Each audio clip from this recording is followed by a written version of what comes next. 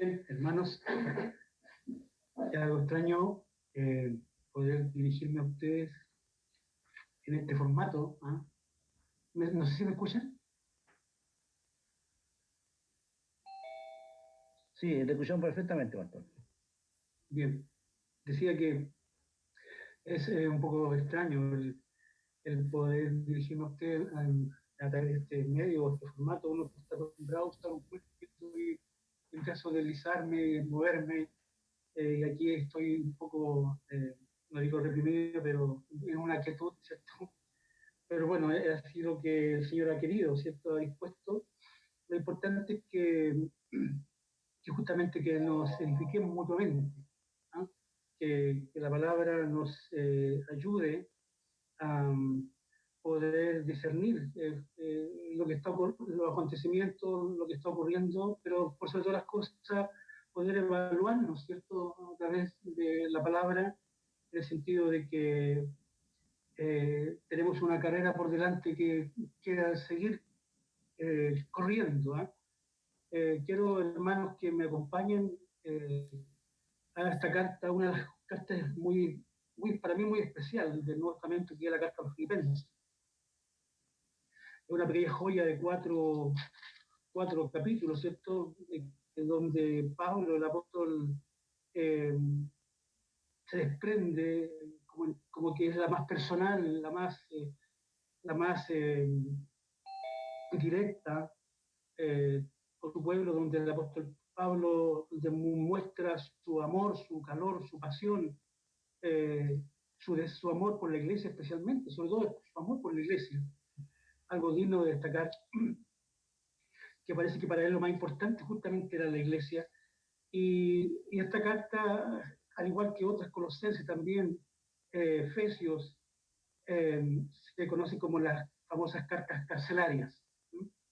Nos encontraba en una oficina, nos encontraba en un lugar de descanso, sino que estaba en una mazmorra, en una cárcel, eh, por causa de la palabra. Y aún en esa circunstancia, el apóstol tiene palabras para los que están afuera de la iglesia. Está afuera palabras de consuelo, palabras de motivación, palabras de aliento, palabras que han ayudado, ¿cierto?, a través de la historia de la iglesia, a que cuando la iglesia pasa por tribulaciones o pruebas o dificultades, se mantenga airosa.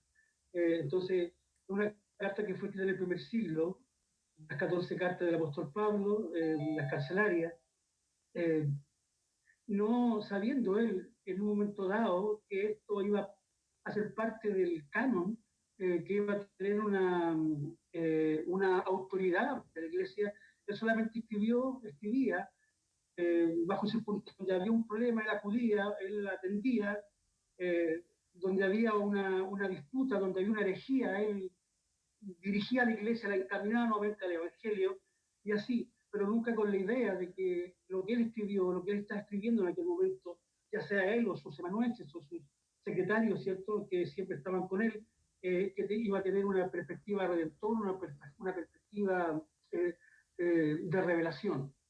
Pero es así el plan de Dios. Dios usó a este hombre, a este siervo, de una manera poderosa, para que a través de su providencia, esta carta, esta joya, esta carta que está llena de esperanza, la carta del gozo, también a nosotros nos permita experimentar eso, vivir eso y saber desde ya que el gozo o la estabilidad del creyente en cuanto a la fe y en cuanto a a la continuidad de la vida cristiana no depende de las circunstancias, no depende de si está bien o está mal el tiempo, sino que depende de la relación con Cristo. ¿Ah? Entonces eso es lo que tenemos que evaluar siempre. Y no solamente esta característica se ve en esta carta en lo particular, sino que también se ve en todos los escritos que escribió Pablo, ¿eh? Que él era, ante todo, era un siervo. ¿Eh? Aquí arranca la carta a los Filipenses en el capítulo 1, dice Pablo y Timoteo, siervos de Jesucristo. Él se debía ahora a su Señor. Todos sus intereses, todos sus privilegios, ¿ah? supeditados ahora al señorío de Cristo. Y creo que esa es una de las cosas que tenemos que aprender y la iglesia ha de aprender. Porque para muchos de nosotros, o para mucha iglesia, es fácil decir que Cristo es nuestro Salvador. Y es lógico, porque Él fue a la cruz del Calvario a morir por nosotros. Pero decir que Cristo es mi Señor, ¿eh? Y que yo, como cristiano, ahora no me debo a mí, sino que me debo a mi Señor y soy siervo de mi Señor, es una cosa que tendríamos que aprender. Quizás muchas de las cosas que nos pasan en la vida, muchas de las cosas o los errores que hemos cometido en la vida, como dentro de la vida cristiana, muchas veces se deben a que realmente Cristo no está entronizado en mi corazón, en nuestros corazones. Pues escribir esta carta nos invita a eso. Pablo y Timoteo dice el versículo 1, siervo de Jesucristo, a todos los santos en Cristo Jesús que están en Filipos. Se dirige a una iglesia amada que él fundó en su segundo viaje misionero. ¿Ah? Él la fundó y por eso para él es entrañable, por eso para él era preocupante, por eso para él tiene siempre un motivo de gozo y de gratitud, porque en las circunstancias también adversas que pasó Pablo en su ministerio, estos hermanos de Filipos, estas iglesias de Filipos, siempre tuvieron una actitud o un amor hacia él, una ayuda, inclusive ayuda material que le permitió poder vivir, ¿cierto?, en ciertos momentos y seguir avanzando en la obra misionera. En esta carta de Pablo se ve justamente el carácter que identifica a un creyente, que identificó a Pablo como tal, como hombre de Dios, como siervo de Dios, que ese carácter lo dirigió toda su vida, ¿ah? Y también ese carácter tiene y tendría que ser una realidad en nuestras vidas. Por ejemplo, en el versículo 1, Pablo dice que es un siervo de Jesús. Hermano, ese es un privilegio. La palabra siervo quizás en este tiempo no es popular. Nadie quiere ser segundón, nadie quiere ser servir o ser servilista, pero la palabra doulos o esclavo o siervo era una de las palabras características de los hombres de Dios de la antigüedad, de Moisés, de Isaías, de Jeremías, de Daniel, de todos los grandes hombres de Dios de la antigüedad. Esa palabra los identificaba, porque ellos no se mandaban solos, sino que tenían uno mayor que ellos, uno que había en ellos destinado un propósito y un fin por el cual ellos habían sido llamados. Entonces, Pablo entonces se identifica por esa palabra, con ese privilegio al final de cuentas que haya sido llamado por el Señor.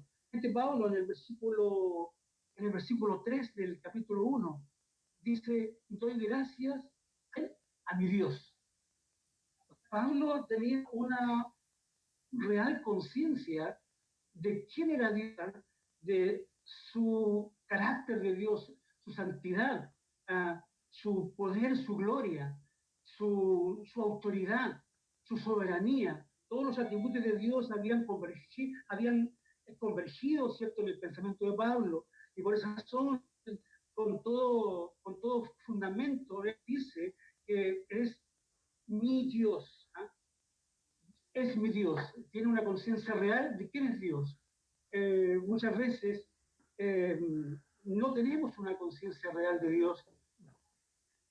Muchas veces concebimos a Dios como casi igual que nosotros. Muchas veces pensamos que Dios solamente está ahí presente para poder suplir nuestras necesidades. Si bien es cierto, las necesidades son fundamentales, son básicas, son importantes, pero llegan a ser irrelevantes cuando yo entendemos realmente quién es Dios y qué es lo que Él ha hecho por cada uno de nosotros. Dios trascendente sobre su creación se hizo inmanente en la figura de Jesucristo, que realmente es algo tremendo, porque en ese traspaso de la trascendencia a la inmanencia del Dios a través de la encarnación, podemos ahora entender y conocer a Dios verdaderamente. Los cielos cuentan la gloria de Dios y el firmamento anuncia la obra de sus manos, dice el salmista. Pero no solamente bastaba con eso. Porque cuando el astrónomo mira los cielos a través del telescopio, ve la grandeza de la creación, pero no se da cuenta que es un pecador, no se da cuenta que está perdido, sino que a través de la revelación especial, justamente, y que básicamente es a través de Cristo, podemos entender que somos pecadores, que somos deudores de Dios y necesitamos imperiosamente la salvación. Pablo tuvo esa experiencia de conversión. Es una experiencia basal que tiene que darse en la vida de la iglesia. Una experiencia fundamental que tiene que darse en la vida del creyente, el creyente verdadero. Porque a través de esa experiencia podemos pasar el umbral de las tinieblas a la luz admirable de Cristo. Por eso podemos decir por Pablo, a través de esta carta y de su enseñanza, que nuestro Dios, el Señor de la creación, es mi Dios. Es nuestro Dios. Y eso nos da un carácter. Nuestra vida se gira en torno a esa verdad. Si sacamos a Dios de nuestra vida, se cae abajo el edificio. Si Cristo no es el número 1, número 2, número 3 en nuestra vida, todo lo demás no tiene sentido. Pablo también dice en el versículo 7 del capítulo 1, dice, Pablo en el versículo 7 habla del sufrimiento. ¿Ah? El mundo hoy por hoy está siendo abatido por una plaga, una pandemia, ¿cierto? Que no es primera vez que ocurre en la historia de la humanidad. Han habido otras, inclusive más feroces y más atroces. Pero el mundo en este momento, en este tiempo, quizás por todos los medios de comunicación, por todo lo vertiginoso que hay en las comunicaciones, se hace más cercano, se hace más vívido. Y eso provoca temor, ansiedad, eh, consternación, incertidumbre, duda, horror. ¿Ah? Eso le provoca al hombre esta prueba, esta pandemia por la cual está pasando, que tiene, podríamos decir que tiene de cabezas al mundo, ¿ah? No sabe cómo actuar. Sabemos que si vamos a una batalla tenemos a 1.000, 2.000, 3.000 enemigos, pero aquí hay trillones de enemigos invisibles, sobre los cuales nada podemos hacer por la ciencia médica, por la ciencia en sí, nada puede hacer aún. No tiene un remedio, una solución, y eso provoca consternación, provoca dolor, provoca angustia, provoca miedo. Una prueba que está pasando el mundo, porque yo creo, como dice la carta de Pablo a los romanos, la ira de Dios desde el cielo, ¿cierto?, está sobre el hombre. No, recordemos que, hermanos, no vivimos en un mundo idílico, vivimos en un mundo caído. Las consecuencias del pecado de nuestros padres, ¿cierto?, la heredamos. Y todo lo que ha acontecido a través de la historia, las atrocidades de la historia, y lo que está aconteciendo ahora mismo es producto del pecado del ser humano. Por eso el dolor, por eso la prueba, por eso la dificultad. Y el hombre sin Dios se ha abatido. Pero aquí vemos a Pablo, en el capítulo 1, ¿cierto?, que él da gracias a Dios, en el versículo 7, por el sufrimiento que le está tocando vivir. Decíamos al principio que él no está en una oficina, sentado en una mecedora, tranquilo, sino que está en una cárcel. Está bajo prueba, está bajo tensión. Pero vemos justamente y rescatamos y debemos de aprender el carácter de este hombre, de Pablo, que yo voy a decir, ya vivo yo, sino que ahora Cristo vive en mí. ¿Por qué? Porque él había asimilado, él había hecho carne la enseñanza de Cristo en su vida. Y no solamente era una enseñanza, como siempre digo, una enseñanza teórica. No basta con un conocimiento teórico de Dios o de Jesucristo o de la palabra toda, sino que tiene que ser una experiencia mística con Dios y con Jesucristo. Tenemos que tener una unión mística con Dios, una unión que hace la diferencia del hombre sin Dios del hombre con Dios. ¿Cómo me es justo sentir esto de todos vosotros? Dice el versículo 7 del capítulo 1. Por cuanto tengo en el corazón y en mis prisiones. Ahí está. Él estaba preso. por causa del Evangelio. Y no era una cárcel de 5 estrellas, ¿cierto? Como muchos de ahora tienen, ¿no? Sino que era una mazmorra. Era lo inimaginable, lo peor que le podía ocurrir a una persona, o el peor lugar que una persona podía encontrarse. Pero aún así todo, él dice que da gracias a Dios siempre que me acuerdo de todos vosotros. En esas circunstancias, en esa condición, Pablo está orando por la iglesia que está afuera. Tremendo. Qué carácter, qué diferencia de este hombre. ¿Qué ocurrió en este hombre que provocó el cambio tan radical, no solamente mental, sino que de todas las áreas de su vida? Lo que ocurrió es que él sufrió una conversión. Recordemos las palabras de Jesús cuando se encuentra con Timoteo, perdón, cuando se encuentra con el fariseo en la noche, Nicodemo, y le dice: te es necesario, ¿se acuerdan, no? Te es necesario nacer de nuevo. Porque la vida cristiana solamente puede ser entendida y solamente puede ser vivida cuando el hombre y la mujer tienen un encuentro con Cristo, tienen una experiencia con el Señor, una experiencia que va a permear toda su vida, que va a afectar todas sus cualidades, que va a hacer la diferencia con el hombre que no tiene a Dios. Eso, él en cualquier circunstancia da gracias a Dios. Y me estremece justamente lo que sigue, y en defensa y confirmación del Evangelio. Todos vosotros sois participantes conmigo de la gracia. Versículo 8, porque Dios es testigo de cómo os amo a todos vosotros con el entrañable amor de Jesucristo. Hay una característica, ahí vemos otra característica del carácter del hombre de Dios, de la mujer de Dios, es que ama a su hermano, ama particularmente a la iglesia. La iglesia para el creyente verdadero no es un apéndice, no es algo circunstancial, no es algo que no tiene relación con toda mi vida. Al contrario, la iglesia es algo inherente y tiene que ser algo inherente en el creyente. La iglesia es el cuerpo de Cristo. La iglesia también dice que es el pueblo de Dios. Vosotros sois real sacerdocio, dice Pedro, nación santa, pueblo adquirido por Dios, que nos sacó de las tinieblas. No nos olvidemos nunca que, al igual que Pablo, al igual que todos los cristianos del primer siglo y a través de la historia, nosotros hemos sido sacados de las tinieblas a la luz admirable de Cristo.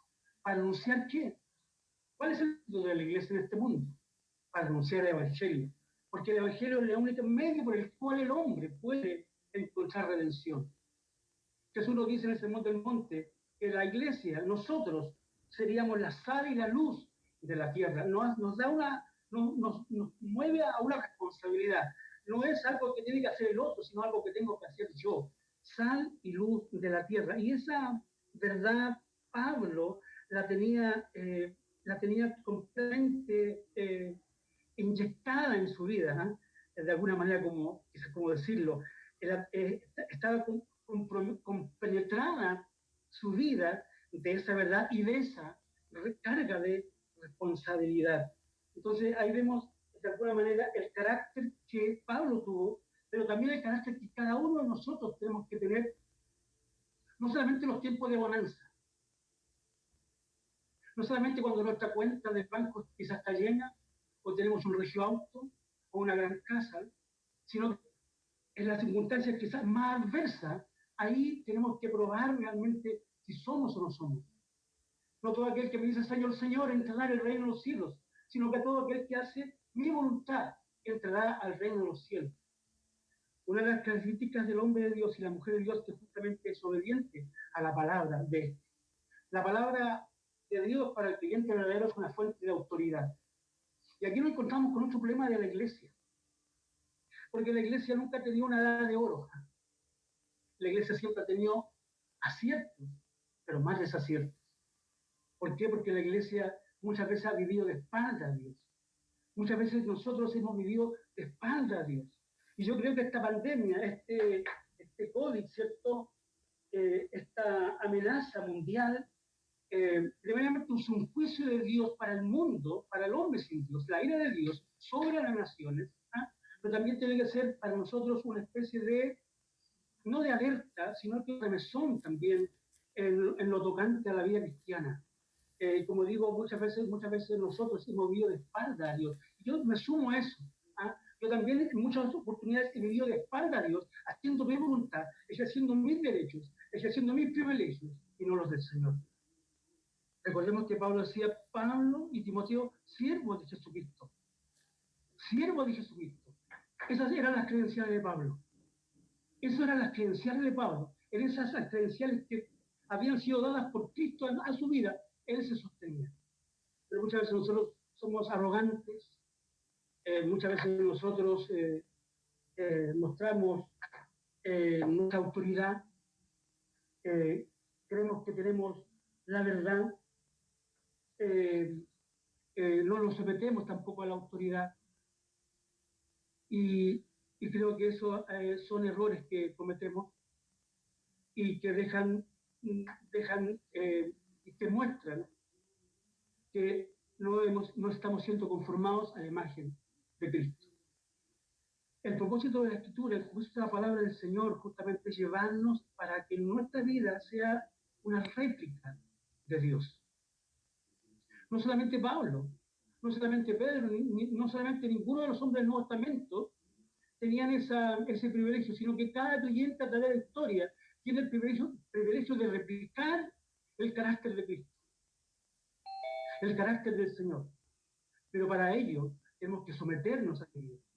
Y Pablo, si estaba en esta circunstancia, cualquier otro sufrimiento que él padeció, fue apiedrado, fue azotado, fue encarcelado, fue casi una vez casi muerto, y al final de su vida colocó su cabeza bajo un bloque y el verdugo por su cabeza. Qué diferente del evangelio que se predica hoy, por Dios. Yo creo que la iglesia tiene que reflexionar en cuanto a esta prueba mundial que está ocurriendo. Alguien dijo por ahí, si los pastores y estas iglesias salimos de esto solo para regresar a la normalidad, entre comillas, aliviados pero sin arrepentimiento, sin oración, sin valentía, habremos desperdiciado nuestros momentos históricos. ¿Y qué más tendrá que hacer el Señor para sacudirnos y despertarnos? Si esto que está ocurriendo, mundo, y que también está afectando de alguna manera a nosotros como iglesia, no provoca un regreso al Señor, un regreso a la santificación, ¿ah? Entendiendo que la santidad es vivir apartados para Él. Pero muchas veces nosotros no vivimos de esa manera. Vivimos con un pie en la iglesia y con un pie en el mundo. Hay una inconsecuencia. Por eso entendemos el sermón de la montaña en el último capítulo, cuando culmina el gran sermón, cuando Jesús dijo, si alguno me obedece, le compararé a un hombre que edificó su casa en la roca. Pero si alguno, escuchando las mismas palabras, no me obedece, le compararé a uno que edificó su casa en la arena. Absurdo. ¿Quién iba a edificar una casa en la arena? Cualquier persona con 3 dedos de frente se da cuenta que es imposible. Pero recordemos que esta es una analogía. Recordemos que esta enseñanza de Mateo 5, 6, 7, el sermón de la montaña, los dos constructores, es una analogía de la vida cristiana. La pregunta es la siguiente: ¿dónde estamos construyendo nuestra vida? ¿O cómo estamos construyendo nuestra vida cristiana? ¿Estamos construyendo nuestra vida cristiana en base a mis deseos, a mis motivaciones? ¿O estamos construyendo nuestra vida cristiana en los principios del Evangelio? Y eso es lo que justamente este hombre de Dios, Pablo, experimentó. No era algo teórico, era una vida experimental. ¿Ah? Recordemos que Jesús también dijo una parte en cuanto al dolor y al sufrimiento que los cristianos tendríamos que padecer. Dijo lo siguiente: en el mundo tendréis, ¿qué dijo? En el mundo tendréis aflicción, pero confiad. Vamos a pasar dificultades, hermanos. Vamos a pasar situaciones donde muchas veces como que casi tenemos que morder el polvo. Vamos a pasar dolor.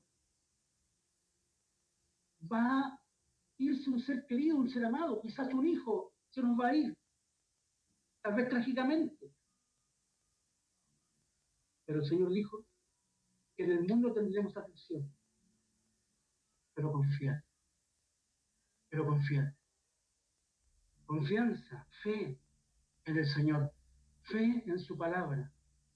La fe, siempre yo digo que no es un salto al vacío, no es una fe ciega, sino que es una fe fundada en un antecedente, y ese antecedente es la Escritura, es la palabra de Dios, que nos llena, de conocimiento, que nos llena de fundamento para poder caminar y vivir la vida cristiana. Yo he vencido al mundo. Jesús en la cruz del Calvario venció al mundo, se entregó por nosotros para que nosotros tuviéramos una vida abundante. Y esa vida abundante y ese gozo que Pablo muestra aquí en la carta a los Filipenses, vuelvo a reiterar, no es bajo las circunstancias favorables, sino bajo cualquier situación. El creyente tiene que mantenerse incólume, mantenerse fuerte, que realmente seamos una vida consecuente, una consecuencia de la vida cristiana. Pablo llegó a decir aquí en la carta de los Filipenses, para mí el vivir es Cristo. Para mí el vivir es Cristo. Escuchamos, vemos la televisión, vemos los reportes, donde el hombre está desesperado porque no tiene un sentido su vida, no tiene una motivación, no tiene una meta, no tiene un propósito. ¿Por qué no? Porque no tiene a Cristo. Saulo, sin Cristo, no tenía ninguna motivación, ni aún su religión, que era fariseo, principal entre los fariseos, llenaba sus expectativas, porque era un hipócrita, Pero cuando vino Cristo a su vida, cambió toda su vida. Ese cambio le provocó un cambio radical que le permitió vivir una vida, tiene realmente un propósito. Y ese es el propósito. Es lo que puede dar el verdadero propósito, es Cristo. Dice aquí en el versículo 21 del capítulo 1, porque para mí el vivir es Cristo y el morir es ganancia. ¿Se dan cuenta, hermanos? Nosotros, para el creyente verdadero, la muerte es un paso para estar con el Señor. Escuchaba los reportes de las enfermeras en España o en Italia, o quizás en este momento en cualquier parte del mundo, cómo ve los rostros de las personas que se están muriendo sin esperanza alguna, desesperados, porque no saben lo que viene por delante. Para nosotros los creyentes verdaderos, a través de la palabra, esa verdad es una verdad resuelta. Porque Pablo lo que dice, para mí el vivir es Cristo, ¿eh? Y el morir es ganancia. El morir es ganancia. Para el creyente verdadero, la muerte no es el final de todas las cosas. Es un paso para estar con el Señor. Para estar con el Señor. Es una bendición. Es una gran bendición. Es una bendición que le da sustento a nuestra vida. Y aquí el apóstol Pablo también en la carta, si pudiéramos hablar de la entrega, del sometimiento a unas circunstancias adversas de la vida, lo muestra en el capítulo 2, del versículo 5 al versículo 10. Quizás el ejemplo más extraordinario de supeditar la vida a la voluntad de Dios. No solamente en los buenos momentos, sino que en los momentos adversos. El apóstol Pablo en el versículo 5 del capítulo 2 nos dice, haya pues en vosotros este sentir que hubo también en Cristo Jesús. Oh, en Cristo Jesús. Él que era Dios, Él era Señor. Toda autoridad, fuente suprema, el creador de todas las cosas, el Kyrios, el Rey de reyes y Señor de señores. ¿Cuál fue su sentir? El cual, siendo en forma de Dios, dice, no estimó el ser igual a Dios como cosa a que aferrarse. No estimó ser igual a Dios. porque había un propósito en su venida. Había un propósito en esta Trinidad que provocó, que desarrolló un plan redentor. Y en ese plan redentor Cristo tenía que despojarse de su deidad. No una parte de esta, sino de toda la deidad, porque Cristo es Dios en todas sus partes. No una parte, sino que en todo su ser era Dios. Pero Él se despojó. Los teólogos de experiencia como el kenosis, el desprenderse, el despojarse, el vaciarse. Él en un momento dado se vació de su trono, se vació de su dominio, se vació de su señorío para llevar a cabo el plan redentor de Dios, sino que se despojó, dice el versículo 7, asimismo tomando forma de siervo, hecho semejante a los hombres, y estando en la condición de hombre se humilló, se humilló, se humilló, se humilló. ¿Dónde está tu Dios? ¿Dónde está Dios? Se pregunta el incrédulo y los repara a nosotros y los reprocha a nosotros. Mira cómo está sufriendo el mundo. ¿Dónde está tu Dios? Él está ahí. Él está presente.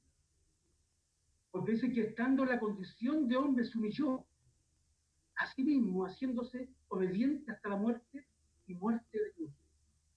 Hasta la muerte y muerte de cruz. Él vino a salvar lo que se había perdido. Por esa razón se despojó de su gloria. Qué gran ejemplo de sometimiento. Qué más gran ejemplo de sometimiento, de humillación. Humillarse no es como el hombre piensa ahora, servilismo, sino que supeditarse al plan de Dios. Él se supeditó al plan de su Padre, siendo igual a Dios, siendo Dios mismo, se supeditó al plan redentor, porque había una causa, porque había un propósito. ¿Cuál es nuestra causa? ¿Cuál es nuestro propósito? ¿Por qué estamos en este mundo? ¿Para llorar en el rincón como los demás? ¿Para llenarnos de temor o de ansiedad por lo que está ocurriendo? Al contrario, para afirmar más nuestra fe, para expandir más el Evangelio. Porque quizás este es el momento en el cual hay cientos de miles que buscan una esperanza. Y esa esperanza solamente está en Cristo. Estando en la condición de hombre se humilló, se supeditó al señorío de Dios, a sí mismo, haciéndose obediente hasta la muerte y muerte de cruz. La cruz en aquel tiempo era el patíbulo para los malhechores. Era el patíbulo para los malhechores. Pero para el creyente ahora, que ve en retrospectiva el evento de la cruz, es un símbolo de triunfo. Porque a través de esa muerte vicaria de Cristo en la cruz del Calvario, el Señor compró nuestra redención. La palabra redención tiene un significado mercantil. Era cuando los judíos en el mercado hacían transacciones, compraban mercadería. Esta palabra, llevemos al vocablo del Evangelio, significa que Cristo en la cruz del Calvario compró nuestra salvación. Pero no podemos desprendernos de la realidad que cuando Cristo fue a la cruz sufrió las atrocidades del dolor, pero más que el dolor físico, sufrió el abandono de su Padre, sufrió el abandono de Dios. En ese momento, en la cruz del Calvario, todo el pecado se precipitó en la figura de Cristo. Toda mi maldad, toda tu maldad, toda la maldad del mundo fue precipitada en ese momento en la cruz del Calvario. Hasta ese punto se humilló. Hasta ese punto se hizo obediente. ¿Y yo qué? ¿Y yo qué? Cuando alguien me demanda algo, cuando el Señor a través de su palabra me demanda algo, y yo hago caso omiso a ese reclamo de Dios, pues yo hago caso omiso a la voluntad de Dios, hay una inconsecuencia. Por eso, hermanos queridos, yo creo que este remesón que está ocurriendo y que no sabemos cuándo va a parar, tiene que hacernos reflexionar. No podemos seguir igual, quizás, que hemos vivido. Llamados para ser diferentes. La palabra santo es una palabra que expresa una diferencia con los demás. somos diferentes al mundo, pero tenemos que mostrar esa diferencia. Que el Señor nos bendiga, amén. Que el Señor realmente provoque en nosotros, como Pablo y como cientos de miles de cristianos a través de la historia, que nuestro único propósito, nuestro gran consuelo, nuestra gran esperanza es Cristo y su misión y su propósito. Recordemos que estamos en este mundo estamos llamados para ser sal y luz al mundo. Y muchas veces, lamentablemente, nuestra vida es un pábilo humeante. Pábilo humeante. Es momento de orar al Señor. Quizás es el momento de la intimidad, donde ya no estamos en nuestros templos, ahora estamos encerrados en nuestros lugares, quizás en nuestros trabajos, pero ahí encerrados. Es el momento en el cual tenemos que clamar al Señor que nos llene de Él, que nos santifique, que restaure nuestra vida, que restaure nuestra vida, que realmente nuestra misión tenga un sentido, que no solamente pasemos por este mundo sin dejar ninguna huella. Somos sal y luz del mundo. Así que, al igual que Pablo, poder decir, para mí el vivir es Cristo. Hermano, hermana, para ti esa verdad es una verdad en nuestras vidas. Rogamos al Señor que así sea. Roguemos al Señor que así sea en cada uno de nosotros. Todas las otras cosas, todas las otras necesidades que son necesidades, salud, dinero, alimentos, son importantes en la vida cristiana, para el cliente también, pero son irrelevantes cuando realmente la gran oración o el gran deseo del alma que tendría que ser es que realmente yo sea para Cristo y Cristo para mí, no sea una realidad. No sea una realidad. En aquel momento me dirán, Señor, Señor. ¿Se acuerdan? En aquel momento me dirán, Señor, Señor, en tu nombre. Hicimos esto y aquello.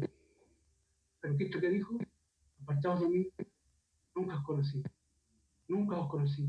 ¿Acaso Cristo no conocía a los hombres de su tiempo? ¿Acaso en un momento Él no desplegaba esa virtud de que todo lo sabía, de su trascendencia, de su omnisciencia? Claro que sí, era omnisciente, Él sabía todas las cosas. ¿Pero a qué se debe que Él dijo, no os conozco? La palabra no os conozco tiene que ver con algo de intimidad. De intimidad. Solamente el creyente verdadero va a tener una intimidad con Cristo, y Cristo le conoce. Pero aquel que es nominal, aquel que es una figura, ¿ah? Aquel que solamente es algo transitorio, aquel cristianismo que meramente es una religión como las miles de religiones de este mundo, sin trascendencia alguna, Cristo no le conoce, porque no tiene una intimidad con él. Hermanos, somos en este momento quizás a tener la más profunda intimidad. Yo creo que esta prueba mundial, esta pandemia, y también esta prueba de la iglesia, tiene que hacernos más fuertes, más vigorosos, más consecuentes, más deseosos de divulgar la verdad del Evangelio. Pero por sobre todas las cosas, más obedientes al señorío de Cristo. Que el Señor nos ayude, que el Señor nos diga, que el Señor nos fortalezca. Oremos. Buen Dios y Padre Santo, damos gracias en esta noche por tu palabra. Damos gracias, Señor, por este hombre de Dios, este gran siervo tuyo, que siendo perseguidor de tu iglesia, se tomó la figura más importante del cristianismo, y que dejó la espada para tomar la pluma y forjar 14 cartas de los 10 libros del Nuevo Testamento, con su autoridad, que era tu autoridad al final de cuentas. Señor, bendice tu palabra en nuestras vidas, que realmente sea ese el deseo más genuino, el deseo más fuerte en nuestras vidas, que replicar tu verdad en nosotros, que hacernos como tú.